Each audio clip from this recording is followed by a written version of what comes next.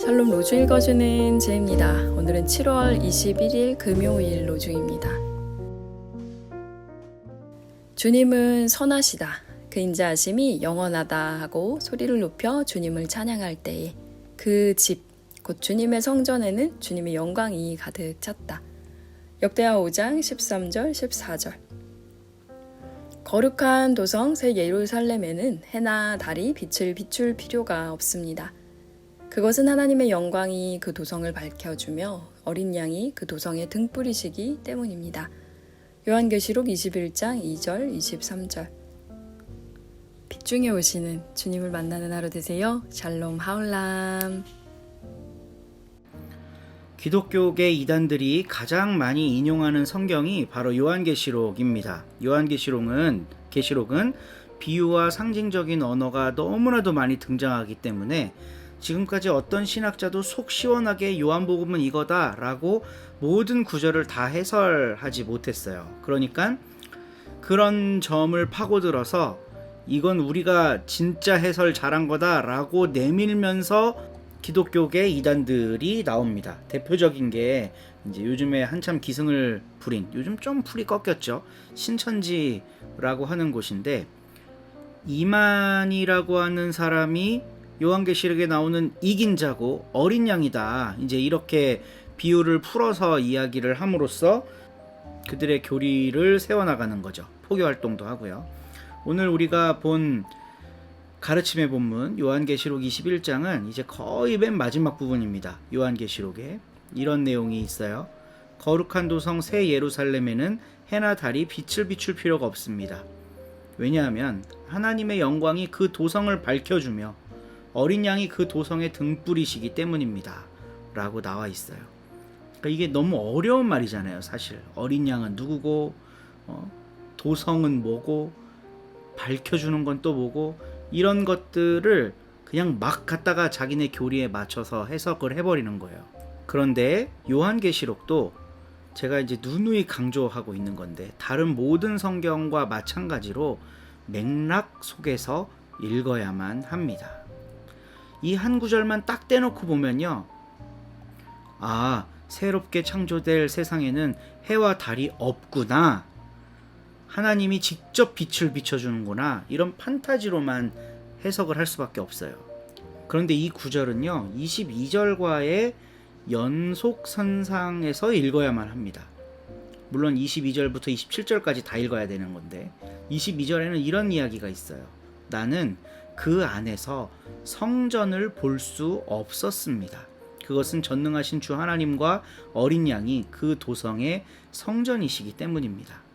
이거를 지금 누가 먼저 읽은 거냐면요, 모태 유대교인이었던 사람들이 읽는 겁니다. 모태 유대교인에게 성전이라는 거는 목숨과도 같은 거예요. 근데 새로운 세상이 열리면 그 성전이 없어져 버린대.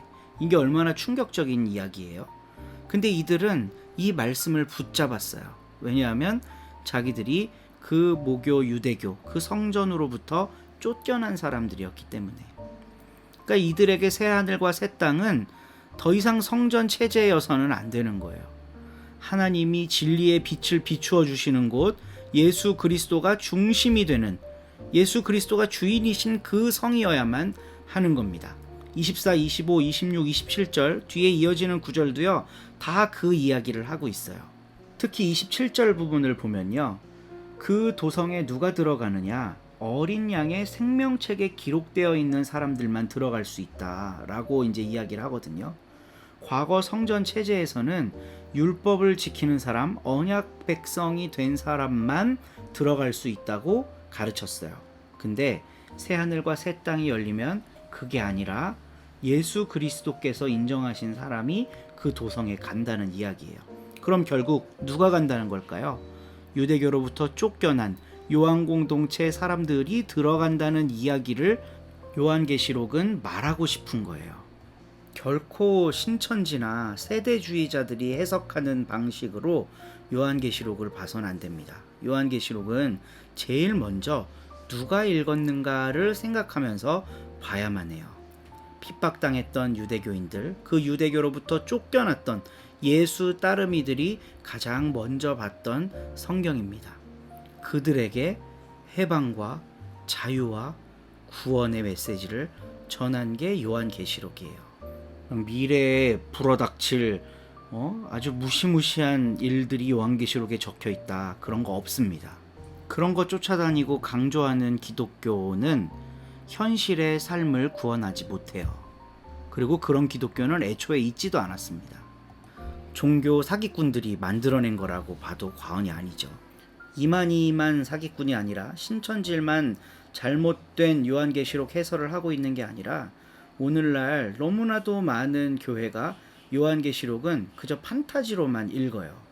그러나 오늘 우리는 로중을 묵상하면서 이 요한계시록 본문을 지극히 현실적인 문제로 다시 봅니다. 모태 유대교인들이 성전을 떠나 있는 상황, 성전이 더 이상 구원의 담보가 될 수 없는 그 상황 가운데 이들은 예수 하나만 붙들고 살았습니다. 이건 판타지도 아니고요, 먼 미래에 있을 어떤 일을 예언한 것도 아닙니다. 그들에겐 현실이었어요. 예수밖에 붙들 수 없었던 그 현실이 요한계시록에 나타나 있다는 거예요. 이걸 이렇게 현실로 읽어야 이 요한계시록 본문이 오늘 우리들에게도 유효해집니다.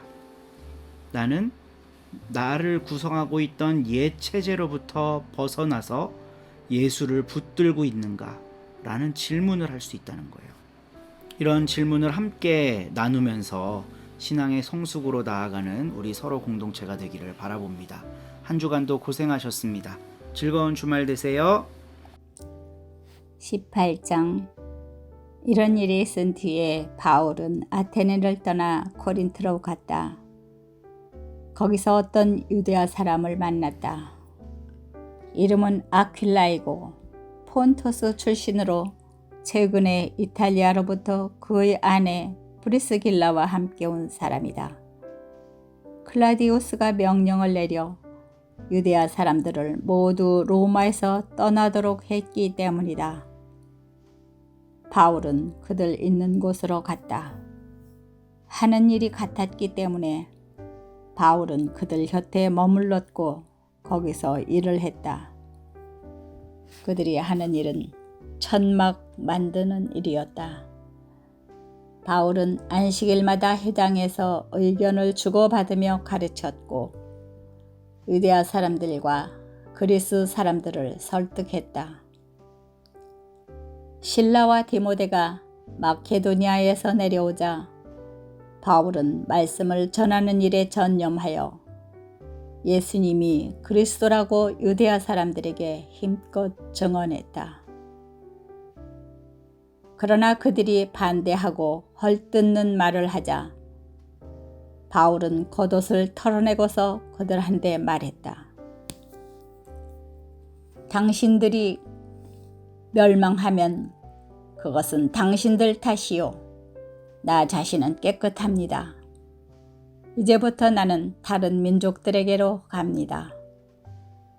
그리고 거기서 옮겨가서 티티우스 유스투스라는 이름을 가진 어떤 사람의 집으로 들어갔다.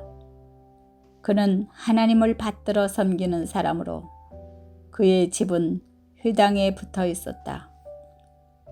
회당 지도자 그리스보가 온 집안과 더불어 주님을 믿었다. 많은 코린트 사람들도 듣고서 믿었다. 세례도 받았다. 주님이 밤에 환상을 통해 바울에게 말씀하셨다. 두려워하지 마라. 계속 말하고 침묵하지 마라. 바로 내가 너와 함께 있기 때문이다. 너에게 나쁜 짓을 하려고 손을 들 사람은 하나도 없다. 이 도시에는 내 백성이 많기 때문이다. 바울은 1년 6개월 동안 눌러앉아 그들 가운데서 하나님의 말씀을 가르쳤다. 갈리오가 아카이아의 지방 총독으로 있을 때였다. 유대아 사람들이 한 마음으로 바울에게 달려들어서 그를 재판 자리로 끌고 갔다. 그러면서 이렇게 말했다. 이 사람은 율법에 어긋나게 하나님을 받들어 섬기도록 사람들을 부추기고 있습니다. 바울이 막 입을 열려고 했을 때 갈리오가 유대아 사람들한테 말했다. 무슨 범행이나 부주의에 의한 악행이 있다면 유대아 사람 여러분, 마땅히 여러분의 말대로 해주겠습니다. 그러나 문제되는 일이 가르침과 명칭과 여러분의 율법에 대한 것이라면 여러분이 스스로 처리하세요. 나는 이런 일들의 재판관이 되고 싶지 않습니다. 그리고 갈리오는 그들을 재판 자리에서 몰아냈다. 그러자 모두가 회당 지도자 소스데네를 붙잡아서 재판자리 앞에서 때려댔다. 그러나 갈리오는 이런 일에 전혀 관심을 두지 않았다. 바울이 꽤 여러 날 더 머무른 뒤에 형제 자매들에게 작별 인사를 했다. 그러고는 배를 타고 시리아로 출발했다. 바울과 함께 프리스킬라와 아킬라도 갔다. 출항에 앞서 바울은 갱그레아에서 머리를 밀었다. 기도하며 굳게 약속한 것이 있었기 때문이었다. 바울 일행이 에페수스에 다다랐다. 바울은 프리스킬라와 아킬라를 거기에 남겨두고 자신은 회당에 들어가서 유대아 사람들과 의견을 주고받으며 가르쳤다.